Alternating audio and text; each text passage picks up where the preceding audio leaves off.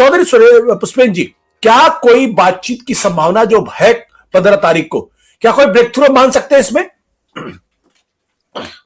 देखिए, जो कल जो बातचीत होने जा रही है आशुतोष जी, उसमें से कोई चीज सकारात्मक निकलेगी ये ऐसा हमें नहीं लग रहा है। ये फिर से इनकी डिलेइंग टैक्टिस ही है कि साहब वार्ता शुरू हो गई है तो, और जो मोबिलाइजेशन और किसानों की हो रही है तो लोग सोचते हैं कि ठीक है भाई वार्ता शुरू हो गई है तो चलो 1-2 दिन और रुक करके देख लेते हैं क्या हो रहा है। क्योंकि जिस तरीके से इन्होंने पहले 2 राउंड की वार्ता की और पिछले किसान आंदोलन में भी आपने देखा होगा 10-12 राउंड की वार्ता की, तो ये मानते कोई बात नहीं है। ये अपनी बखान करते हैं और हर चीज के ऊपर इस पे सोचेंगे, इस पे एक्सपर्ट की राय लेंगे, इस पे हम कमेटी बना देते हैं, इस पे हमें समय लगेगा, इसमें हमें जो है राज्यों से परामर्श करना पड़ेगा, एक्सपर्ट बुलाने पड़ेंगे, इस तरह की बातें गोल गोल करने का इनका काम है और वही ये करने जा रहे हैं इसमें भी। जबकि ये तीनों जो मांगे हैं, मेन मांग तो है एमएसपी की लीगल गारंटी की। इसके विषय में काउंटर नैरेटिव एक तरफ आज भी वार्ता चली थी कुछ देर के लिए, जो है कुछ किसानों को साइड में ले जाकर के वार्ता करनी शुरू की, तब भी इन्होंने दूसरी तरफ वो शेलिंग जो चल रही थी इनकी, जैसे भारत पाकिस्तान बॉर्डर पे चलती है उस तरह की शेलिंग आंसू गैस की रोकी नहीं थी, तो वो शेलिंग इन्होंने जारी रखी थी। जबकि किसानों ने कल के लिए भी कहा है कि कल हम कुछ नहीं करेंगे क्योंकि शाम को वार्ता होनी है। एक तो ये है, तो बहुत ज्यादा कुछ निकलेगा मुझे आशा नहीं है। दूसरा जो एमएसपी की लीगल गारंटी वाली बात है वो डुएबल है, उसके खिलाफ पहले तो आदमी को जो आंदोलन करे उसको डिस्क्रेडिट करना, उसको बांटना पंजाब में, हरियाणा में, सिख में, हिंदू में, मुसलमान में और गरीब में, अमीर में, छोटे किसान, बड़े किसान में, इस तरह का डिवीजन करने का काम किया जा रहा है। और दूसरा अब उसकी मांग को ही डिस्क्रेडिट किया जा रहा है कि साहब ये तो 10 लाख करोड़ रुपए में खर्च हो जाएगा। आज पूरा टाइम्स ऑफ इंडिया देख लें और अखबार आप देख लें, और कल कई और अखबारों में भी कई न्यूज चैनल्स पे मैंने देखा कि पूरे पैकेज चले हैं, इसमें 10 लाख करोड़ रुपया एमएसपी की लीगल गारंटी में देने में खर्च हो जाएगा और बर्बाद हो जाएंगे और इतना बजट हमारे पास नहीं है, ये है। मतलब एक जो है उस तरह की मांग किसान कर रहे हैं जो है प्रैक्टिकल संभव नहीं है किसी भी सरकार के लिए। जबकि हमने बार बार इस बात को कहा है कि C2 + 50% कॉस्ट से एमएसपी डिक्लेयर किया जाए और उसको प्राइवेट सेक्टर पे या अन्य लोग जो भी मार्केट में विलिंगली आते हैं वो उससे नीचे ना खरीदे। आपको थोड़ी कोई खरीदने के लिए कह रहा है सरकार को, सरकार तो जितना फूड सिक्योरिटी एक्ट के लिए खरीदती है उतना खरीदती रहे, तो इसमें क्या आपत्ति है? अगर हम ये कह रहे हैं कि भाई आप इससे नीचे कोई नहीं खरीदेगा, सरकार के ऊपर बोझ कहां से आ जाएगा? प्राइवेट सेक्टर के ऊपर कुछ। जी पुष्पेंद्र, सवाल इसी बात को लेकर यह है कि जो एमएसपी की डिमांड है इसको तो कांग्रेस सरकार जब थी उसने भी नहीं माना था और भारतीय जनता पार्टी भी नहीं मान रही, तो ऐसा लगता है जैसे ये ऐसी डिमांड है जो कहीं ना कहीं लोगों को लगता है कि एक अव्यवहारिक है। आज जब आप इंडियन एक्सप्रेस का अगर एडिटोरियल पढ़े तो वो भी इसी बात की वकालत करता है कि दरअसल एमएसपी की मांग मान लेना ये बहुत ही अव्यवहारिक है और उससे देश को नुकसान होगा, फायदा नहीं होगा इससे, बल्कि उन्होंने क्या कहना है किसानों को भी नुकसान होगा इससे। तो अब आप इसको कैसे काउंटर करेंगे?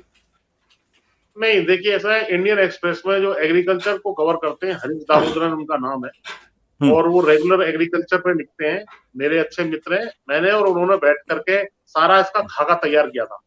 उन्होंने पहले उसके विषय में लिखा, बाद में मैंने भी एक आर्टिकल इंडियन एक्सप्रेस में लिखा था इस विषय में। तो ये मैक्सिमम सपोर्ट और ये मिनिमम सपोर्ट और मैक्सिमम गेन, ये 31 दिसंबर 2021 का मेरा आर्टिकल है। इसमें बहुत स्पष्टता से मैंने इस बात को रखा और इस विषय में दो मेरी व्यक्तिगत मीटिंग जो है कृषि मंत्री जी और कृषि सचिव और राजनाथ सिंह जी के यहाँ पर उनकी मौजूदगी में 2 दिन जब ये आंदोलन चल रहा था, उन्होंने बुला करके एमएसपी के ऊपर सारे आंकड़े समझे थे। कृषि सचिव ने सारे आंकड़े मैच किए हमारे, तो उसमें ये निकल के आया कि जो एमएसपी की जो डिमांड है वो जो फसलों की कीमत है वो अभी भी, मैं आपके 1 मिनट दे तो मैं समझा सकता हूँ कि फसल जो एमएसपी की है वो लगभग आज की तारीख में 15 लाख करोड़ रुपए की है। 15 लाख करोड़ रुपए में से, क्योंकि किसान अपने आप में बहुत बड़ा वर्ग है, तो वो 1/3 फसल को खुद ही कंज्यूम कर लेता है, यानी 5 लाख करोड़ वर्थ की फसलें किसान के पास खुद ही चली जाती हैं। और मैंने एक उदाहरण आज दिया है पैन के माध्यम से, वो यहाँ पे भी मैं देना चाहूंगा। ये समझ लीजिए ये एमएसपी की 15 लाख करोड़ की फसलें हैं, इसमें से 1/3 जो हिस्सा है वो किसान खुद अपने घर पे कंज्यूम कर लेता है, पशुओं के आहार में इस्तेमाल करता है, बीज में इस्तेमाल करता है, या आपस में एक्सचेंज कर लेता है, भाई मेरा गेहूं तुम्हारी दाल, या लेबर को सप्लाई करने में। तो ये 5 लाख करोड़ रुपया खत्म हो गया। 5 लाख करोड़ की फसल एमएसपी पे ऑलरेडी खरीदी जा रही है, गेहूं, चावल और धान। बचा केवल 5 लाख करोड़ रुपया। 5 लाख करोड़ रुपए की फसल को जो ये 5 लाख करोड़ रुपया है टोटल ये है, इसमें से ये जो हिस्सा है लगभग ये हिस्सा प्राइवेट सेक्टर नहीं दे रहा है, इसको ये इस प्राइस में खरीद रहा है। यानी अगर इसको मैं 3,000 रुपए क्विंटल मानूं तो ये 2,000 में ऑन एन एवरेज खरीद रहा है, तो ये 1,000 रुपए हमारे और मिल जाएंगे। ये टोटल अमाउंट लगभग बनती है 1.5 लाख करोड़ रुपए की, जो प्राइवेट सेक्टर हमें देगा। सरकार के ऊपर 1 रुपए का बोझ नहीं आना है। इस विषय को विस्तार से हमने कृषि सचिव, कृषि मंत्री राजनाथ सिंह जी के यहाँ मीटिंग में डिस्कस किया, आर्टिकल्स में बार बार लिखा, हनीश दामोदरन ने स्टोरी की, जिसको दीपेंद्र हुड्डा जी ने पार्लियामेंट में भी कोट किया। ऐसा नहीं है, इसके पीछे पूरे आंकड़े हैं हमारे।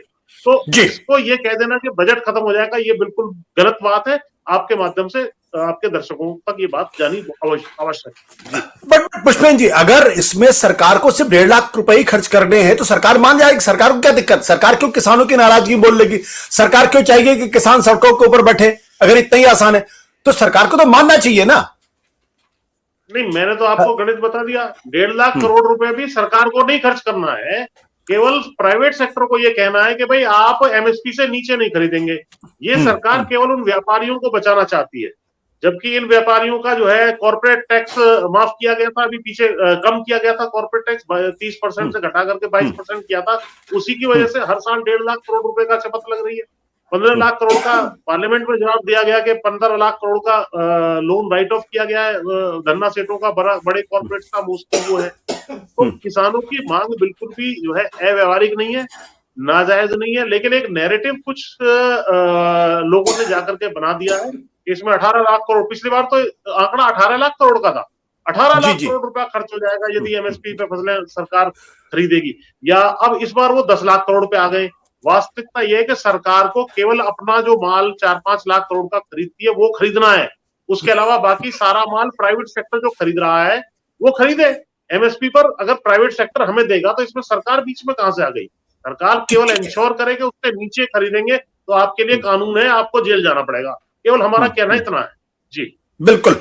पुष्पेंद्र जी, एक और सवाल उसके बाद आप, जब आपको कोई उम्मीद नहीं, जब किसानों को उम्मीद नहीं कि सरकार से बातचीत करने के लिए बातचीत करें, तो फिर बातचीत पे क्यों आप लोग शामिल हो रहे हैं?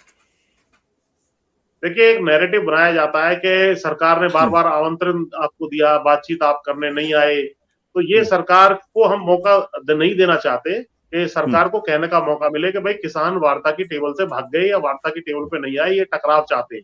तो हम वार्ता की टेबल पे इनके आंसू गैस के गोले, रबड़ की बुलेट्स झेलने के बाद भी जा रहे हैं। तो ये हमारी, और हमने कोई रिएक्शन नहीं दिया है। जो भी वहां टकराव हुआ है वो पत्थरों को और बैरिकेड्स को और कटीले तारों को हटाने के चक्कर में इन्होंने हमारे ऊपर हमला किया, और हमने न किसी के ऊपर पथराव किया है, न कोई और ऐसी चीज की है। ड्रोन से हमला जो किया जा रहा है वो मैं आपको बता दूं, सोशल मीडिया पर वायरल है। वो जो एक्सपायर्ड जो शेल्स हैं वो यूज किए गए हैं, और उसमें वो विशेष चिल्ली वाले हैं जो ज्यादा असर डालते हैं आंख पर और उस तरीके से सांस पर, और वो उसको बॉर्डर एरियाज में यूज किया जाता है। तो ह्यूमन राइट्स का भी ये वायलेशन सरकार कर रही है। जी ठीक है। सत्य हिंदी का ऐप डाउनलोड करें गूगल प्ले स्टोर पर।